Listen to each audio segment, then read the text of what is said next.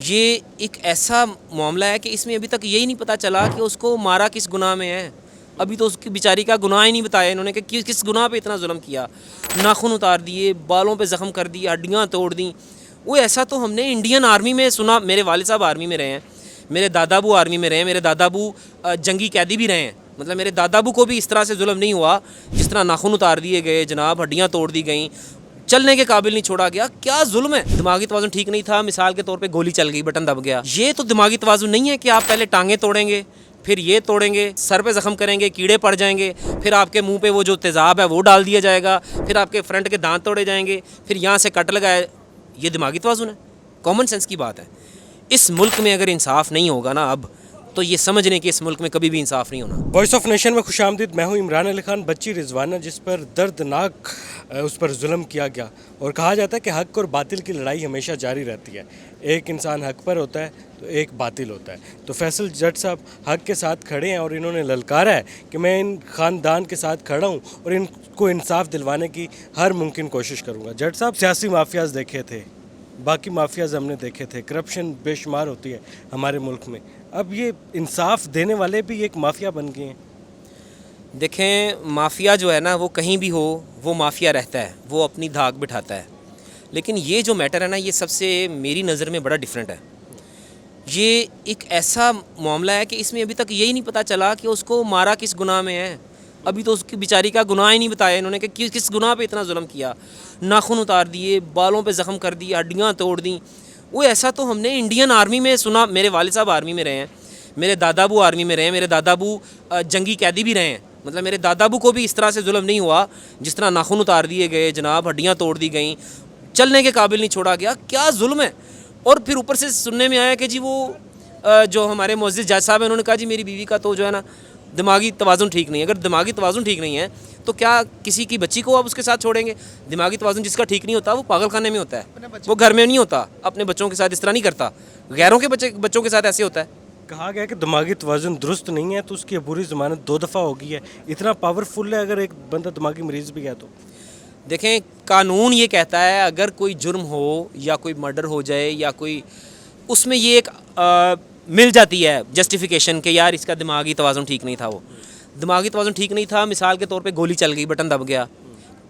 ये तो दिमागी तवाज़ुन नहीं है कि आप पहले टांगे तोड़ेंगे, फिर ये तोड़ेंगे, फिर ये बाजू में सर पे ज़ख्म करेंगे, कीड़े पड़ जाएंगे, फिर आपके मुंह पे वो जो तेज़ाब है वो डाल दिया जाएगा, फिर आपके फ्रंट के दांत तोड़े जाएंगे, फिर यहाँ से कट लगाए।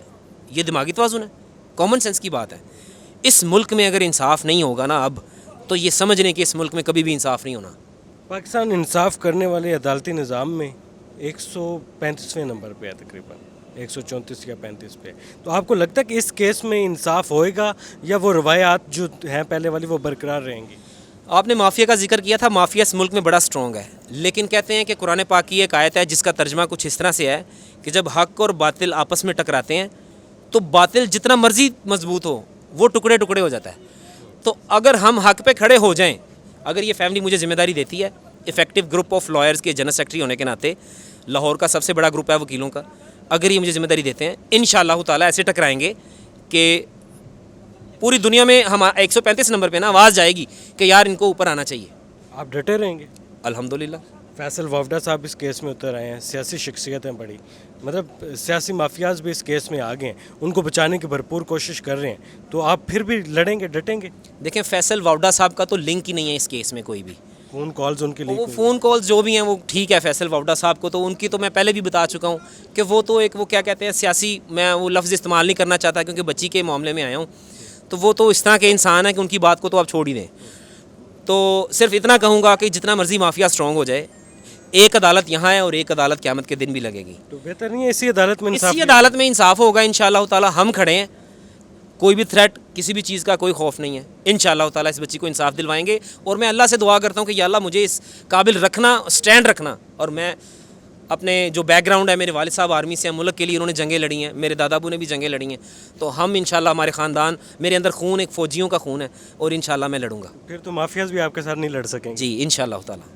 अच्छा, मुझे ये बताएं कि हम देख रहे हैं कि ऐसे जब भी केसेस आते हैं, ले दे के मामला तय हो जाते हैं, अल्लाह ना करे बच्ची को कुछ हो जाता है, तो मामला तय दूसरे तरीके से पा जाएंगे या अदालती तरीके से ही इंसाफ लिया जाएगा?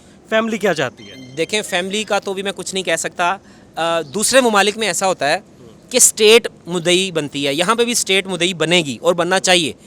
बेशक ये मुद्दई अक्सर ऐसा होता है कि जो गरीब लोग होते हैं उनको ख़रीद लिया जाता है, पैसे दे दिए जाते हैं, लेकिन मुझे उम्मीद है यहाँ पे इंसाफ होगा, गवर्नमेंट इनको नवाजे। जो अभी इस वक्त के वज़ीर आला इस टाइम मोहसिन नकवी साहब हैं, उनको चाहिए कि इन फैमिली को इनकी टेक केयर करें, इनकी हिफाजत करें और इनको मदद दें और इंसाफ भी दें।